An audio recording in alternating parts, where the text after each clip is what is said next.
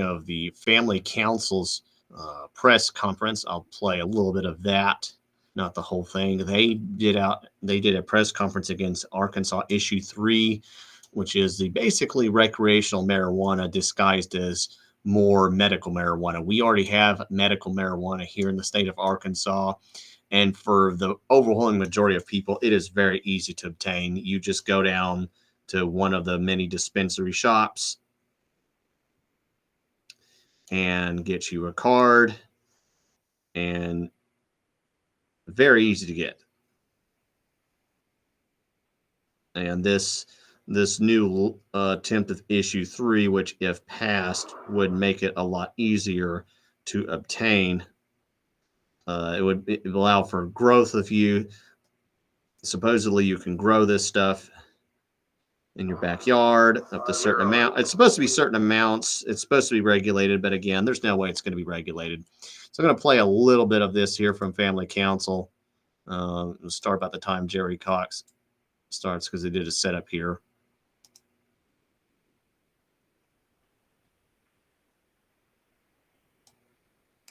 We will get underway and we'll get started with our news conference.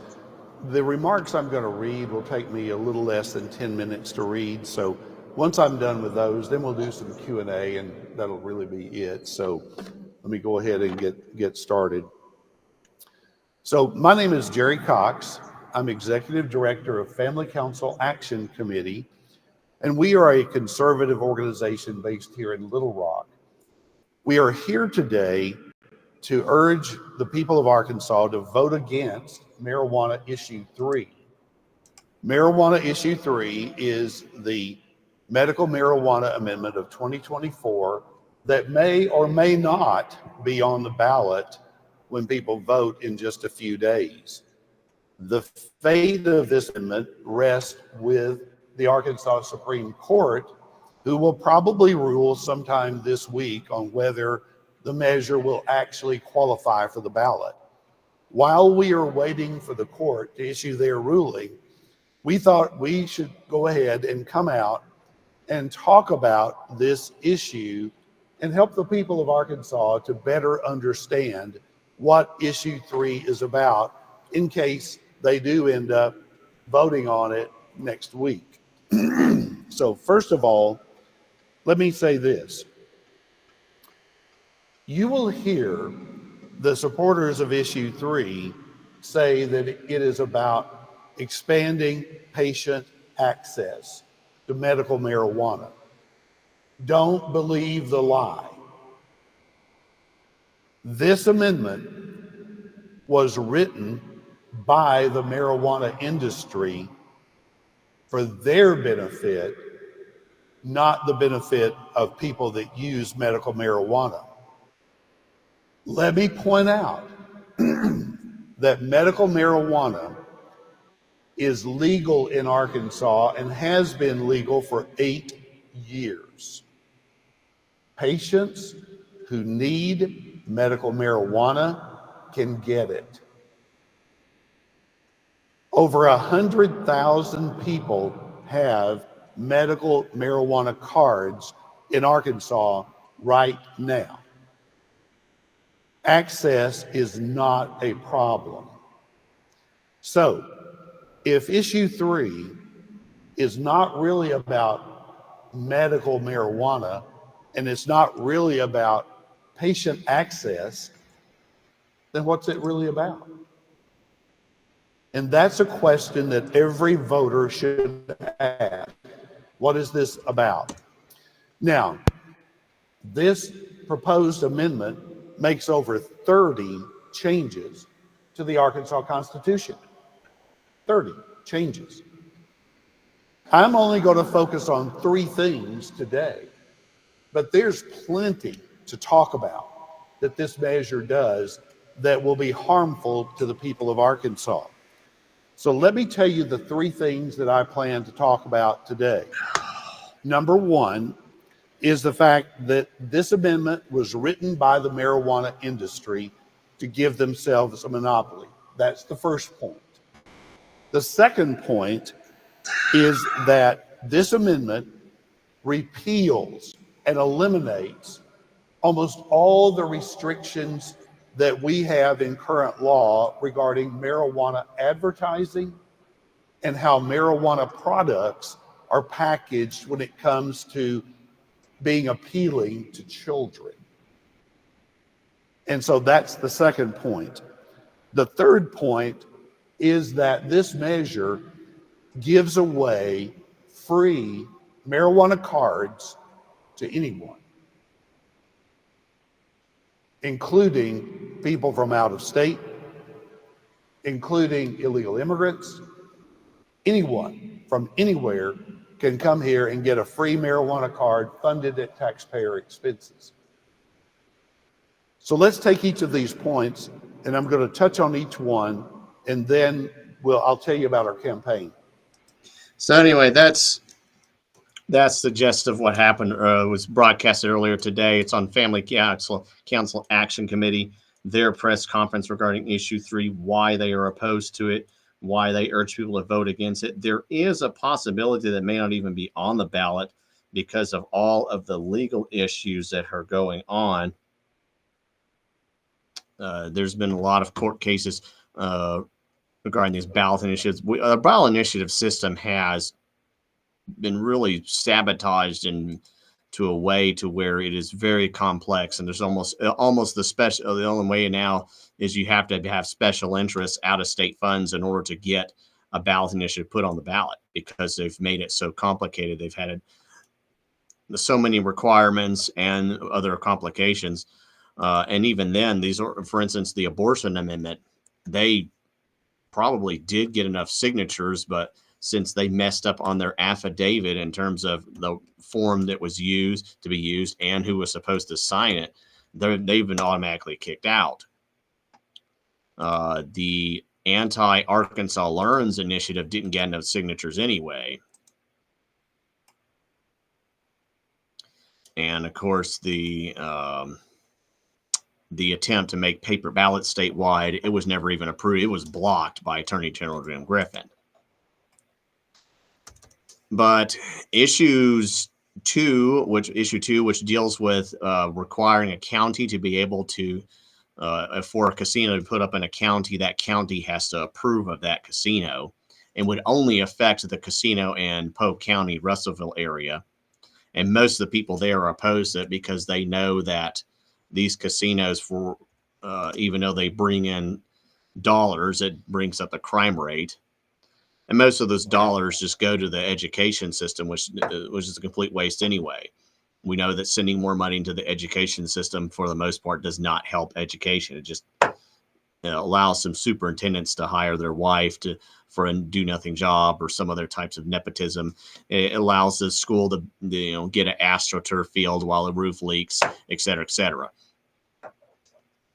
So issue 3 is kind of in legal limbo right now. There is a chance that it might get kicked off the ballot, but in case it isn't, there is an effort right now to make sure that if that actually does, it's already on the ballot of it, but if it actually is legally goes through, that people vote it down. There was actually an attempt to make recreational marijuana legal in the state, and it was voted down. So this is basically what the supporters of the marijuana industry want to do is rename it, retool it, say, oh, this is still an expansion of medical use. But most people now know that it's basically just recreational marijuana. And the thing is a lot of people can have, pros and cons regarding this. They can say, well, it helps some people, some old ladies on a bunch of pills, the marijuana takes them off of it. It's supposedly safer than some of the big pharmaceutical drugs. But at the end of the day, when you see states that have full recreational marijuana, California, Colorado, other places, it just ends up being a negative. Same with casinos. Okay. The tax rate doesn't go down. There isn't some massive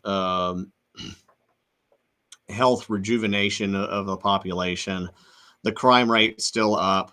All the other vices that problems that come with it just outweigh whatever benefit. And most people, to at least extent, know that, even if they don't want to admit it.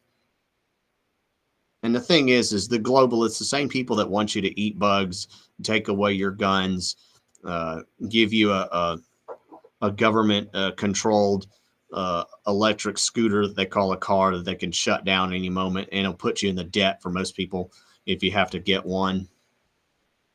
The people that make you pay your taxes on carbon while they live in mansions, the globalists who want to ruin this nation and take away freedom, they want you to get high. Okay, they will gladly let you get high while you give up your guns and get your mandatory 8th vaccine or march into the boxcar, etc. And so, for that reason, I'm urging people to vote against issue 3. I think most people will too. I think most people have caught on to this. They know to a lesser extent that it just isn't worth it.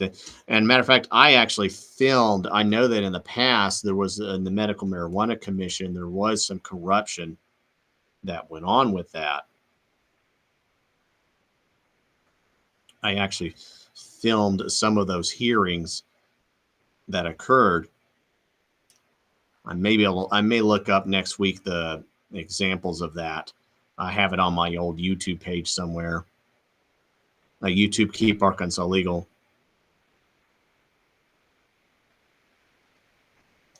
But anyway, that's the fight regarding that issue. Paper ballots, 2 issues regarding paper ballots. Thursday at, I believe, 11 a.m., the Arkansas Supreme Court will issue their rulings regarding paper ballots for Independence County. They have heard various briefs that have been written to them, and they will issue whether those are allowed in that county. There is also supposed to be a hearing this coming Monday, the 21st at 1 p.m. regarding paper ballots in elections at county levels. There will be testimony from Clint Lancaster, the attorney. Also scheduled to be on there is Stephanie Johnson, Lori Justice, others. I was involved in this effort. I do believe paper ballots, hand-counted paper ballots, are a much more way to have secure elections than the machines. Any election process can be tampered with or stolen, but with the hand-marked, hand-counted paper ballots, it makes it a lot more difficult. Right now, as it is with the ES&S system, anybody can pre-program a machine. They can be made to be accessed by the internet. And so with a few keystrokes from some guy in China, they can change the election, take votes away from Trump, give it to Kamala, take votes away from a conservative, give it to somebody else in a primary who's working for the Chamber of Commerce, etc. So those hearings will be on the Arkansas Legislative website. They'll be on Monday, October 21st at 1 p.m. Room A is a Mac building. If you want to go there and visit and listen and see what's going on regarding that. I'm not sure of any other hearings that are going on regarding that issue, but those are 2 events that are going on regarding paper ballots. And then this issue has come up. The media really doesn't want people to talk about this, but this needs to be talked about. The Aaron Spencer story. Here's the story here. Gun Owners of Arkansas has this posted up on their Facebook page. Somehow this predator named Mike Fossler was able to end up being able to help at an elementary school. This guy should have never been out at all, let alone at a school area, and yet there he was. He groomed a 13-year-old girl, was released on $50,000 bond. Who gave this guy bond? The guy then went to the girl's house and kidnapped her. Aaron Spencer went looking for her, found them. Fossler attacked Spencer, and now Aaron Spencer is being charged with first-degree murder. Now, I believe this guy was... now there's a defense fund being raised by Gun Owners of Arkansas for Aaron Spencer. This Mike guy was a chief of police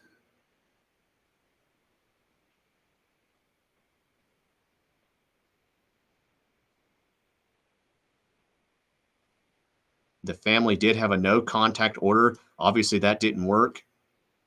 GoFundMe cheated out a Fossler. And GoFundMe, I used to have a GoFundMe myself, and they cheated and they canceled me. But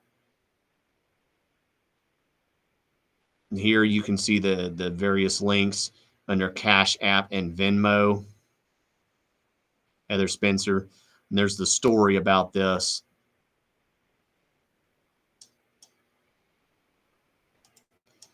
There's the guy. Oh, there's the old guy.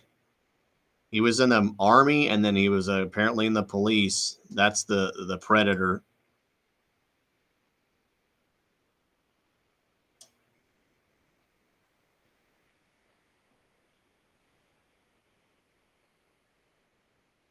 And so there's guy Aaron Spencer who had to retrieve his child because the government has failed. Government failed to vet this guy. There's the molester right there, who is no more.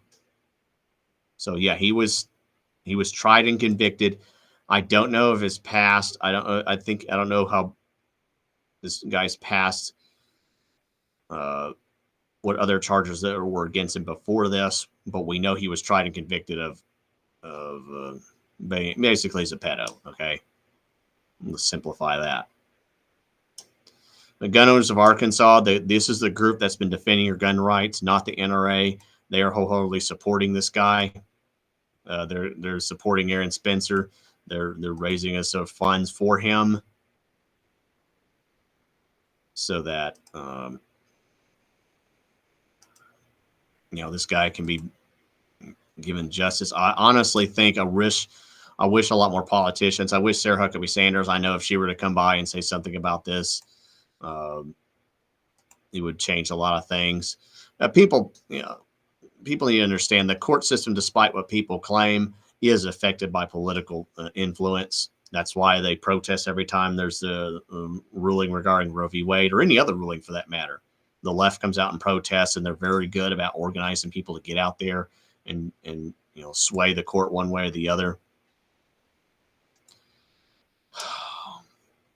But with this issue, this is similar to what happened with the Constitution carry and the Taft case, where there had to be court cases, even though we passed laws. Arkansas politicians still in the legal system still tried to keep people from being able to carry without having to get a permission slip from the government. And there was another guy named Richard Chambliss. I was there to record his event. I haven't been involved in the Aaron Spencer thing myself. I just wanted to mention it to folks about what had happened regarding this, and that this, again, needs to be a much bigger story. It's certainly more important than St. Floyd of fentanyl, some junkie who overdosed on Chinese fentanyl that the left decided to make into a saint.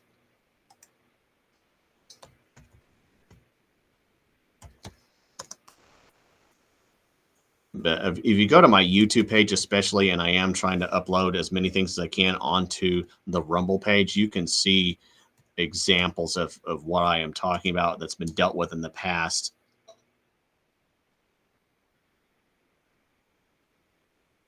See, here's the some of the footage from the medical marijuana hearings from here. I'll just play this. Also, Commission. My name is Nick Easley. I'm CEO of 3C Comprehensive Cannabis Consulting. We're based out of Denver, Colorado, working in 14 states, 3 countries. Thanks for the opportunity to share some of our comments after your review. First of all, when it comes to extraction, we've seen multiple problems from mixed hydrocarbon extraction in the industry. Propane, hexane, butane. It's not that these are bad solvents. Our industry is just not responsible enough to use them. Thanks for the like, Fax Porcupine. That's the consideration. I'd also invite you to look like Americans for Safe Access with patient-focused certification. They have a great 94-page recommendation for rules for regulators that outline a lot of safety standards because this does come down to patience. And we do need to keep this patient focused. I would like to see some sort of third-party certification. Essentially, we don't have OSHA, the EPA, USDA, EPA actually helping to guide these programs. Follow some of those federal oversights, even though these regulatory bodies cannot enforce their policies on us. I would love to see some state classes for pesticide applicator training, worker protective standards, personal protective equipment for pesticides, including pesticide lists. In 8 of the states that we work in, we've worked with the Department of Ag to actually create some of those programs. If you don't put these in place now, it is a train wreck later and dangerous for the patients and the workers. As a few individuals have mentioned, I've seen that diversity requirements are an absolute mandatory requirement for any industry moving forward in cannabis. This is an extremely kind of biased system from all the past industries. We saw what happened in Maryland, 15 licenses, 15 rich white gentlemen. It's caused a delay in the entire program. There are patients still suffering because of this. And based on the diversity of this state, I would like to see some sort of diversity requirements to actually give licenses to businesses of diverse backgrounds. Currently, we need some. So anyway, this is a guy from the marijuana lobby from a long time ago. Let's see, when was that? This is from 2016. The Arkansas Marijuana Commission held public comments Friday, March 30th. After issue 6 was passed in 2016, this was 2017, this was filmed.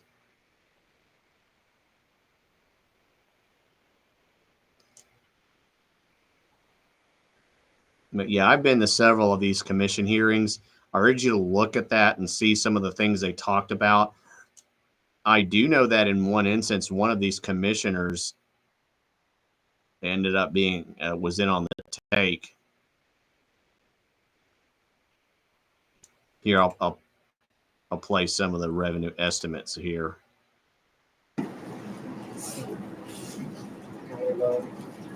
Yeah, I would say that the 15 is too low. I agree with when you start looking at numbers of in Mr. Pippa's number. On our estimated tax revenue, which is approximately 2.5 million of sales tax. And so that 50 to 60 million divided between the dispensaries who make their money selling product partially or mostly from the cultivation facilities.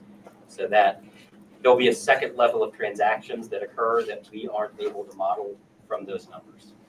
And these numbers are coming from medical marijuana states, not recreational, as far as revenue.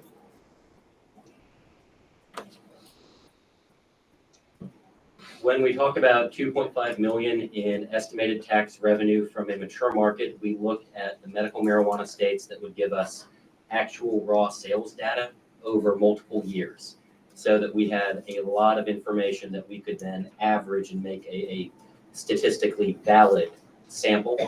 We used the population numbers from the 2010 census to derive a per capita amount spent instead of attempting to determine whether or not certain qualifying conditions are more prevalent or less prevalent here on that. And so that 2.5 million in tax is based off of an average of medical marijuana states that were able to provide us raw sales data over, we asked for 2 years, so 24 months worth of raw sales data. Mr. Pippa, the 800,000 number, can you go back over? So anyway, that's their mainly focuses. That was several years ago, and it's just it's becoming a mess, and it's going to be even or worse. There's lots of other issues going on. I really wish the medical marijuana people, if they really cared about health of people, they would fight for other things like, for instance, this issue right here, American prosperity and food sovereignty. There's apparently been an issue regarding raw milk, or I think it was me and McGee Market. And this is also happening, Thursday, October 17th at 1 p.m. We'll have a roundtable on the Arkansas Prosperity and Food Sovereignty movement. Because many of the medical problems don't even require, it's not an issue of medicine, it's an issue of food. We're eating toxic stuff that's not meant to be eaten. And of course, when you do that, it gets all kinds of health problems. And so I actually had just found that. I did scramble to get this, but yeah, tomorrow, the Thursday at 1 p.m., if you want to, see what's going on regarding that issue, it'll be at the Me and McGee Market, 10409 Highway 70, North Little Rock. And you can go visit this link for more details on that. It's one of those things that you really need to, get involved in, because again, these local fights, these are where you win or lose your freedoms. Yes, the presidential race is important. Yes, you do need to vote for Donald Trump. There's actually a campaign effort for Donald Trump that's actually coming up. I'm looking for it right now. The deadline to register to vote's already passed, but there are a lot of people who are registered to vote that have not, gotten, that need to actually get to the polls. And of course, you do need to volunteer. And here's some volunteer sections right here. I'll end with this. This is a swing state phone banking social for Trump. You can go here and look at this. If you need a contact about who to do that, Courtney Roldan is the one who posted that. She did the hard work and showing people what was going on. So urge people to contact her if you want to get involved in that. But yeah, that's going to be a way where you can meet fellow-minded conservatives, campaign for Trump, and then these are the places to do that. Again, meet new friends, help get President Trump elected. What they'll do is we'll adopt states. This state's already going to go for Donald Trump, but there's other states that are called battleground states, mainly because of the failures of the Republican Party to, turn these states red. There's a big effort. They're what they're called. It's kind of up in the air to see which way they're going to vote. And of course, there is a lot of efforts that need to be done. Yes, we do need to fight against the voter fraud, as the aforementioned paper ballots, but we do need to bring out people to get out and vote. And I mean, this nation will not survive if Kamala Harris and her handlers steal the White House, the same way they stole it for Joe Biden. Parts of this nation may survive, but some of the blue cities are just going to collapse. So a lot of them already have. There's places where you literally can't go because it's too dangerous, either from illegal aliens or rampant drug use. The social systems don't work. The emergency systems fail because they spent all the money on illegals. Just like Katrina, New Orleans, when they had the levees break, and at the time the media was hateful toward FEMA and of course toward George Bush because he was the Republican. And then it turns out it was actually the local government officials that were failures. I know one of the congressmen used Army trucks to get $19,000 that he had stashed in his freezer. The mayor there didn't mobilize the buses to get people out, so they sat there flooding. The New Orleans Levee Commission, turns out they were corrupt, and instead of spending the money to maintain the levees, they spent on other things on themselves. That's why they broke. So that's what happened in Katrina. Here in the recent hurricanes in North Carolina, we have it's almost the reverse. The local officials there, the local people there, especially not the government, but the local churches and charities like Samaritan's Purse are doing the work. The Cajun Navy, which was started under Katrina because of the failures of the government there. But this time, the federal government, since there's a D involved, is getting a complete pass in their incompetence and their failures before and after, during and after this hurricane. But we gotta make sure Trump gets in the White House and at least stems some of the corruption that goes on there. So again, these are phone banking opportunities. There may be others. If you know of other events, elections that are going on, candidates running for office, let me know. Kenny Wallace, I'm at Just the Right Angle. Of course, you see me on Facebook, Just the Right Angle, on Rumble and on Podbean, YouTube, Keep Arkansas Legal. That's about it for today. find a way to get involved.